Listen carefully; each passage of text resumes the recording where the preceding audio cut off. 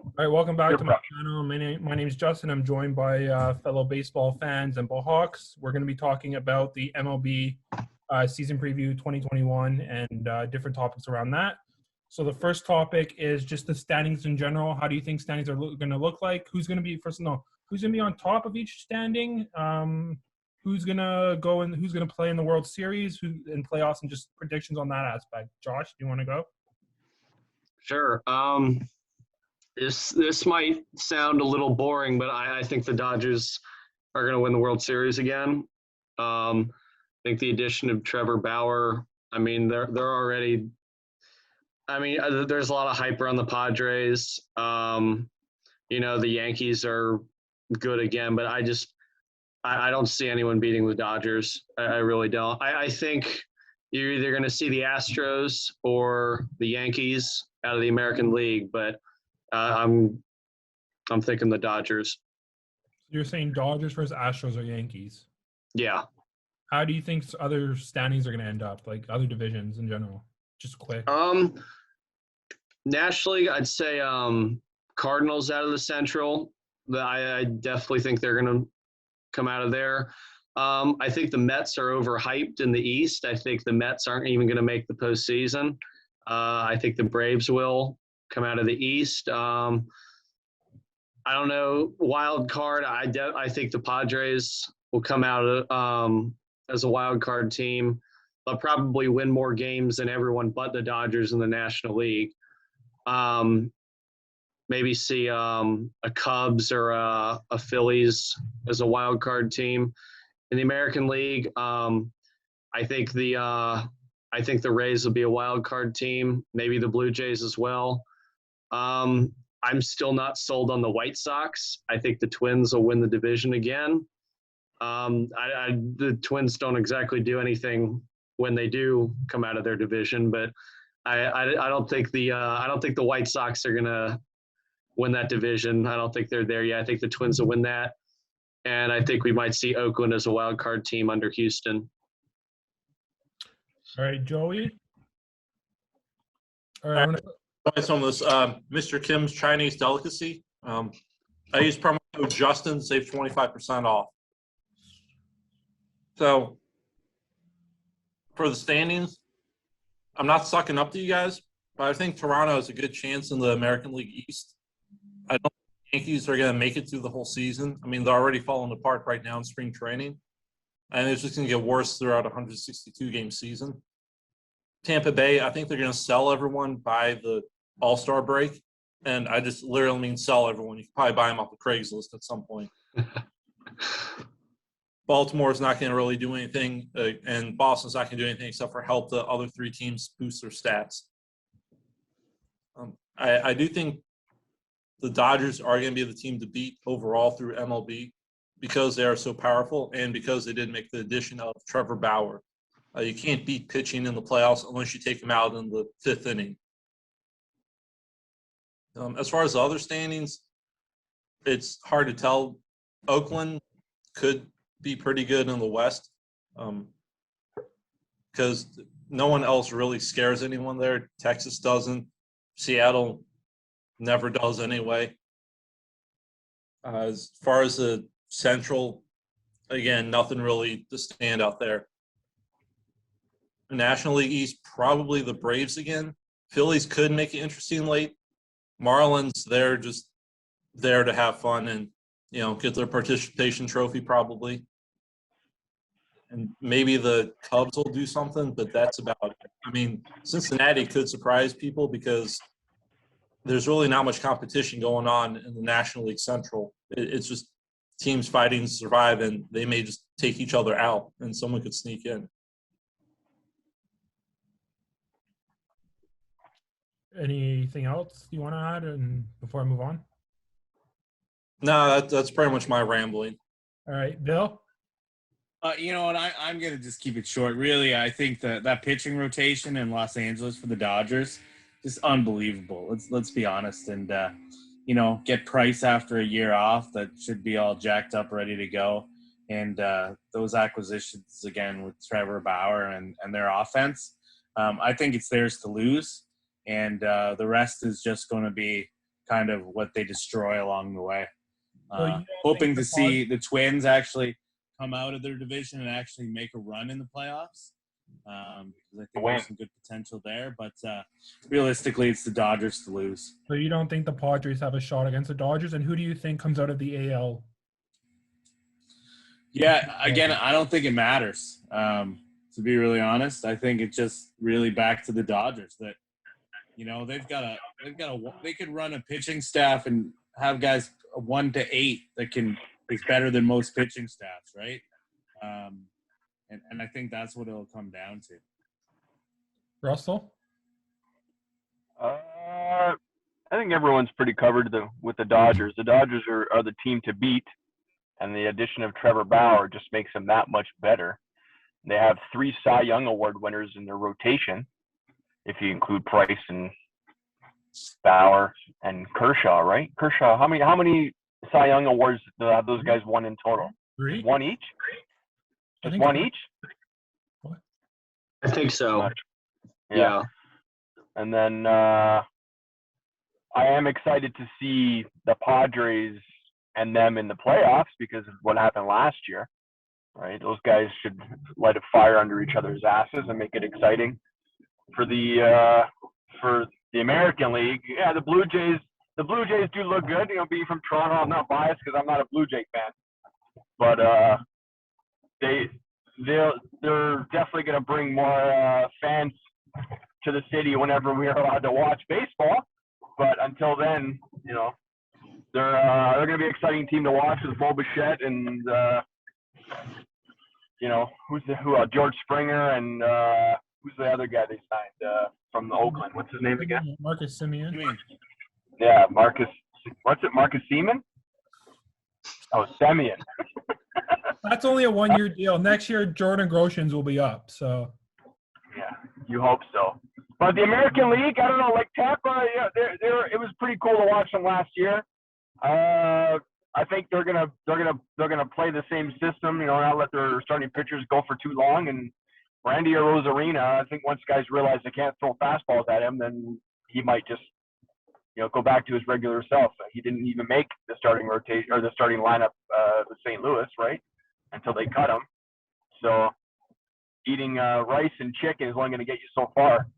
That guy is pretty exciting to see, but I don't think Tampa's going to be as good as they were last year. So I'm kind of on the fence on who's going to be coming out of the American League. Thomas, if Russell, you don't have anything else to add? No. Thomas? Yeah, I think, you know, there's just a lot going into the season. What do we have? 10 teams. We went from 16 teams last year to 10 unless things change again before the season starts up. I have a pretty good, you know, I started in the Central here as an American League Central fan. I think the White Sox and Twins are going to come down to the wire. I think the Twins are going to take it by 2 games at the end of the season. It's definitely going to be rock solid. I see the Twins winning their first series in about 2 decades. It seems back in, I think, 2002 was their last series win against Oakland. I was in my dorm room. The ball right here, this is the 18th loss they've had, so hopefully that ball is the last loss they'll have in this 18-game streak of losing.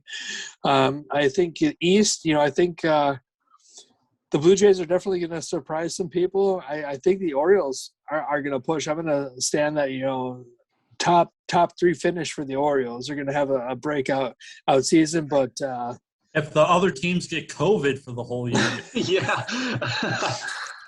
hey, mark it down, write it down. But the Yankees are going to come out of that division. I have the Angels out west. Mike Trout's going to get his first series win. I think he's only been to 1 playoff series in 2014. So I think Mike Trout's going to finally get into some really deep postseason play with the Angels this year. National League, I think the Cardinals are going to lead the Central chase. I have the Mets. I know that some of you have some opinions on the Mets. I think that they're going to come out strong. I think, new ownership, they're going to have some new energy in the ball club, based on, however you want to look at Cohen. I think he's going to bring some good energy to New York. And then I've got the Padres jumping the Dodgers this year. I think the Padres are going to come out stronger in the end. I know that pitching in the postseason matters, but I don't see the Dodgers and Padres matching up until the end, and I see the Dodgers as a wild card. All right, so if there's nothing else out there, I pretty much a lot of the stuff I agree with. I'm just going to add in, I think a lot of you are underestimating the White Sox talent this year. I think that other than the Jays, I think the White Sox have probably one of the best young cores in the AL currently.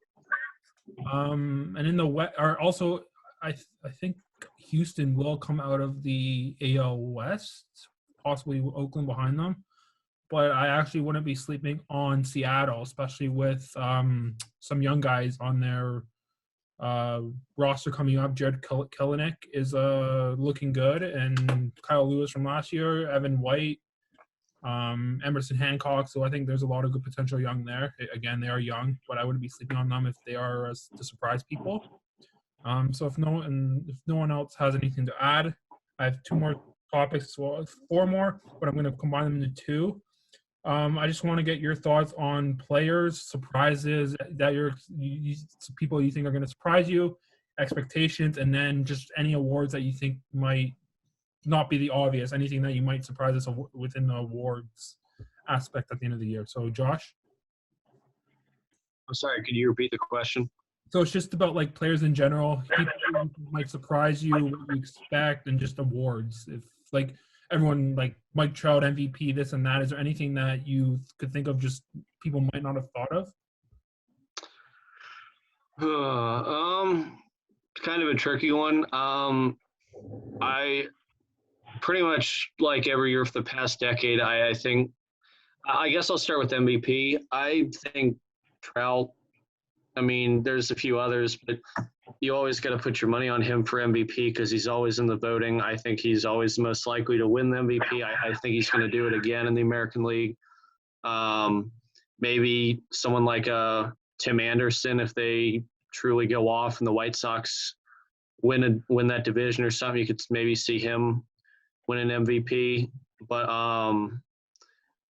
in National League, I think it's probably I think we could maybe see a pitcher win the MVP. Anyone on the Dodgers staff. I really wouldn't be surprised if you see whoever comes out as the true ace of that staff ends up being the Cy Young and the MVP in the National League. I'm not too up with a lot of the like the new rookies and stuff. I'm usually kind of in the dark about like the new prospects and all that. I kind of wait until they're at least like playing their rookie year and all that. So I don't have too much insight on who might win like rookie of the year and stuff like that. I can pretty much just kind of guess Cy Young and MVP, but yeah, that's about it. All right, Joey? Short and sweet. Ryan Mountcastle for AL Rookie of the Year. And just throw a dart at anyone on the Dodgers pitching staff for National League Cy Young. That's my 2 opinions on that. You can go to someone else for the rest of the stuff because I don't know most of the other teams. I don't keep up with them. I am going to say Ryan Mountcastle is a heavy favorite for that. I think Evan White and Jared Kelenic are possible other ones too in the AL East. But yeah, Mountcastle. I think it's going to be a good battle, but I do hear a lot about Mountcastle for the whole time. I think he's got the bat speed for it. Alex Killeroff from Minnesota, possibly. But moving on, Russell, any comments on that?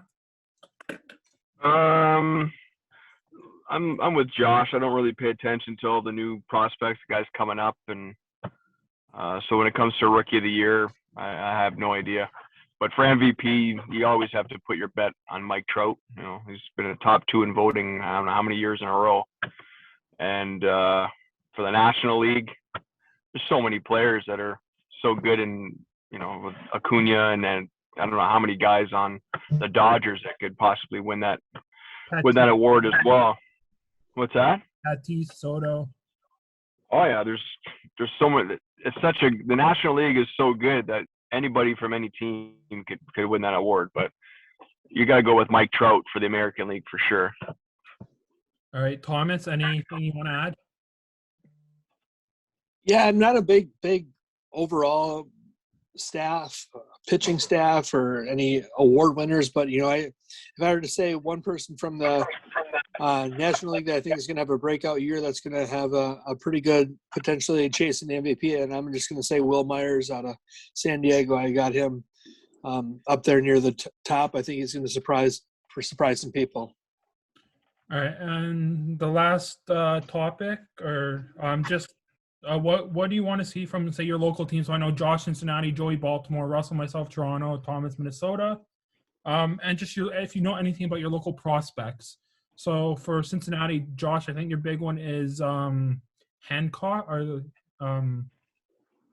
he was just drafted this past year in the first round. I can't remember his name. I know Joey Adley Rutschman is a big one, and Keston Herstad is big.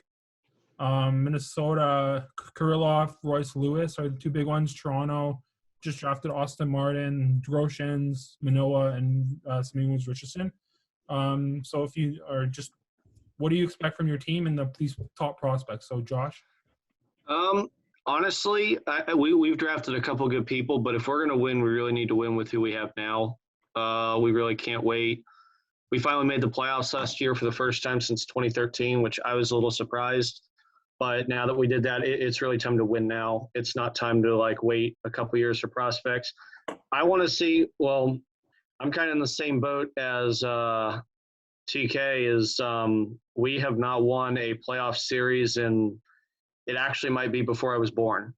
It's been a long time, it's been before I started watching baseball.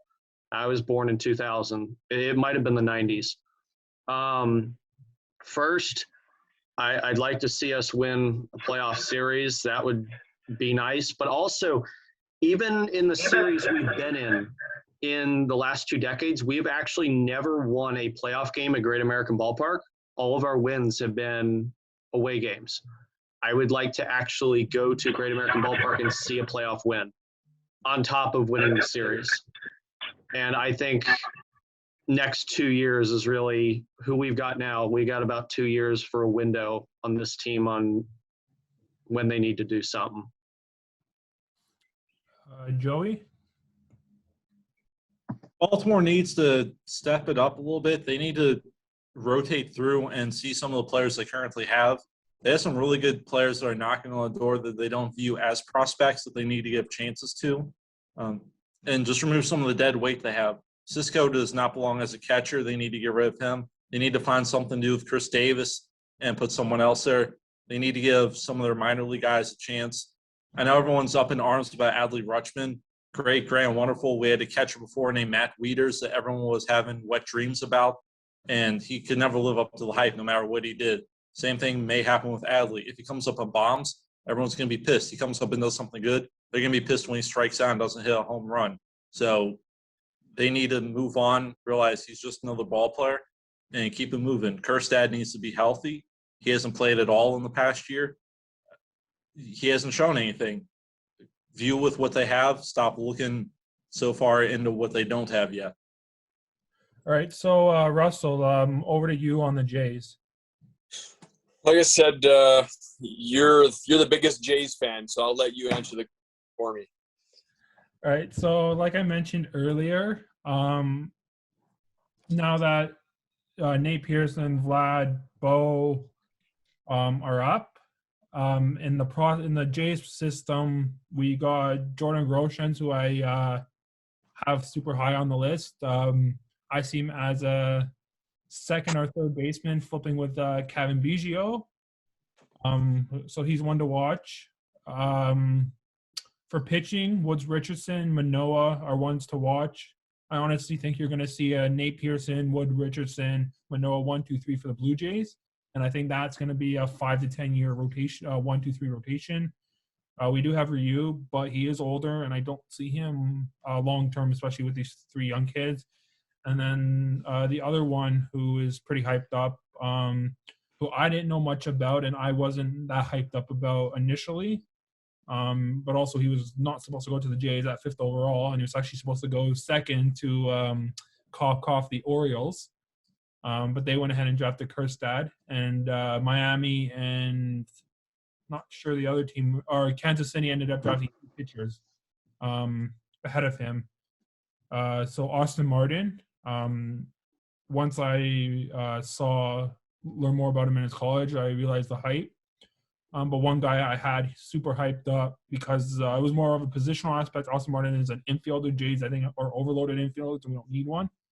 But I do see Austin Martin as a super utility like Ben Zobrist, like Marwin Gonzalez, with way more better defensive, more power, better speed. So he's 10 times better than these players, but he's that kind of player where he's super utility like a Kevin Biggio, but Austin Martin is better than Kevin Biggio. But yeah, I had Zach Veen positioned high and hoping for the Jays just because of the outfield need. And he's a younger high school prospect who Colorado ended up getting. But the 4 players to watch are Austin Martin, Groshans, Manoah, and Woods Richardson in the Jays.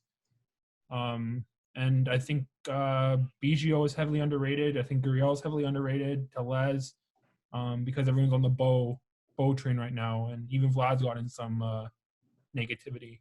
But I think he'll come around, especially with his 40-pound weight loss. So that's my spiel about the Jays and their farm. Thomas, do you want to take it over for the Twins? Because I know you're a local Twin. After that was pretty in-depth. I'm not sure if I'm going to be able to pronounce these guys' names right, so we'll at least try to get the names right here. Royce Lewis is definitely high on my list. Unfortunately, with the ALC,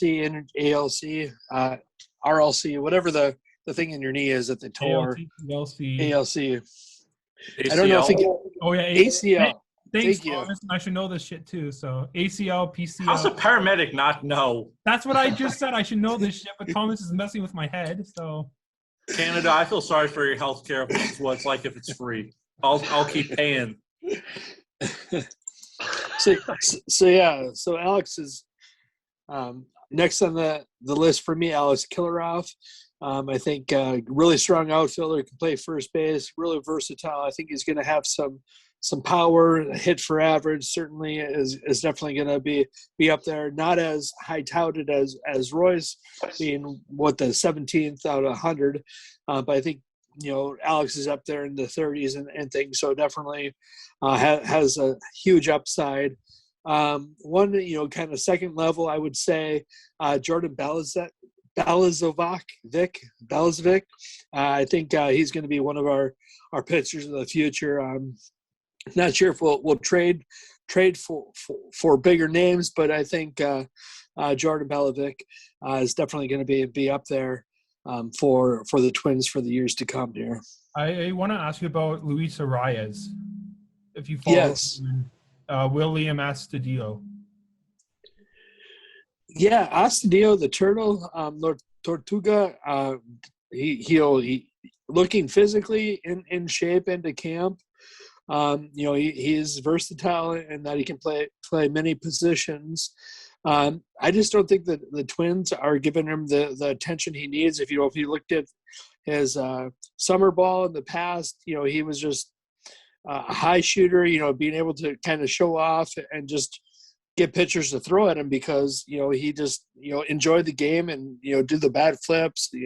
He just, is a player that just tries to energize his team. So I definitely like Astudillo to get some more attention from the Twins. Luis Sarayas, I think with a full season, healthy, I think he can be quite up there with some of the best players. Definitely takes a lot of pitches, knows how to hit. Given the opportunity, I think he can hit high average, potentially lead the league. Joey, I just want to bring up Grayson Rodriguez. I don't know if you know, he's an Orioles right-handed pitcher. If you want to say anything about him. Yeah. So for the Orioles, their biggest depth is their pitching.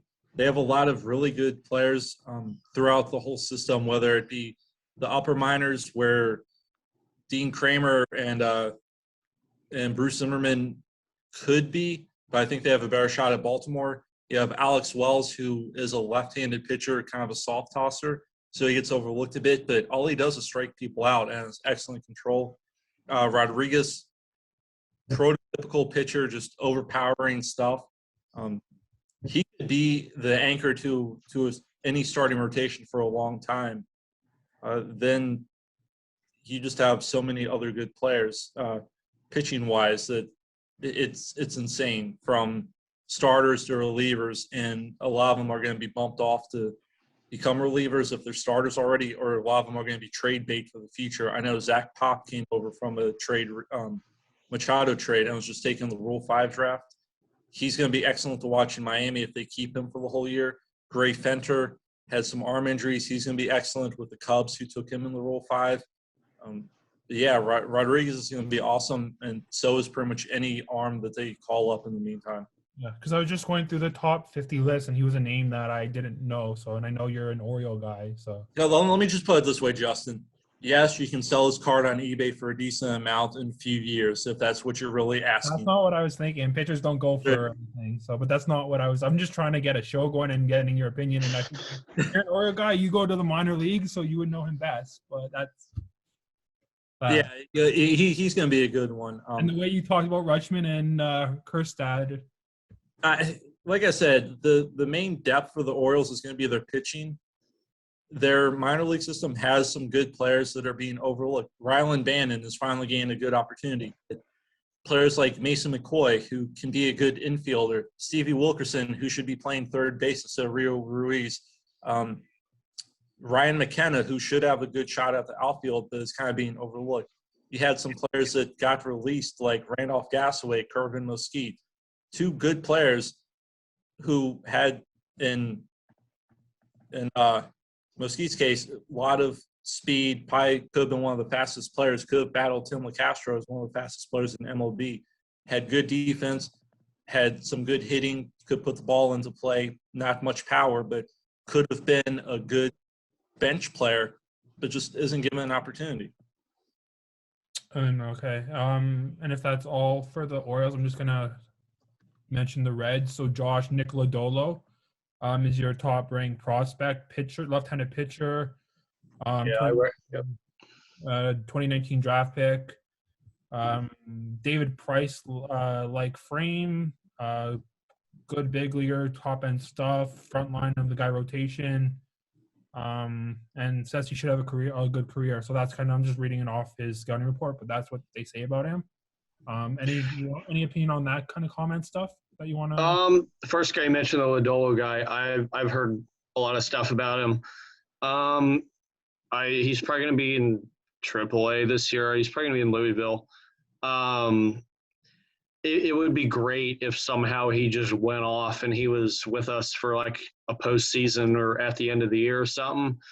But most likely we see him next year, which that's pretty good. Like I said earlier, like I kind of think we need to win now. But he's like probably the only prospect we're going to see in the next like year or two to actually like come up and maybe make a difference. So the sooner he comes up, the better. And the player that I was talking about last draft, who you guys drafted, center fielder Austin Hendrick. I don't know if you've heard anything about him. Yeah, with Aquino just like coming out of nowhere a couple of years ago, our outfield's okay. How do you feel Aquino is moving forward? Because I know he had that big breakout and then kind of fell down, and was like hot out there, and now. Well, he was just unreal when he first came on, and obviously no one can keep that kind of thing going. He shouldn't try to replicate that because he's never going to do what he did that first month ever again. I mean, that's just no one knew how to pitch to him. He was way better than anyone What do imagined. you think his projected line would be, like an average, so like 15 homer, 50 RBI guy, 250 average? Like, what do you think his, like? I want to see him be a consistent hitter. I want him to be like 5-hole, maybe 4-hole. I want to see him at his peak have like a 30, 35 home run season. If he does that, he is, I mean, that's a huge difference, because for some reason the Reds score almost all of our runs off of the home run. The past 2 years, almost all of our runs. It's been home runs. We survive off the home run. But I don't want Aquino to become that guy who he either hits a home run or he strikes out every time. I want him to try to be a consistent hitter, but I think his peak, if he can have like a 30, 35 home run season, I would be thrilled. Well, like a 280, 30, 85 kind of guy. Yeah. And does anyone else have anything else they want to add in that might have been missed? All right, so that's a wrap then. Thank you for watching. Hope you enjoyed the show. Please leave a like button, comment, subscribe, hit the bell, and thanks for watching, and hope you enjoyed it.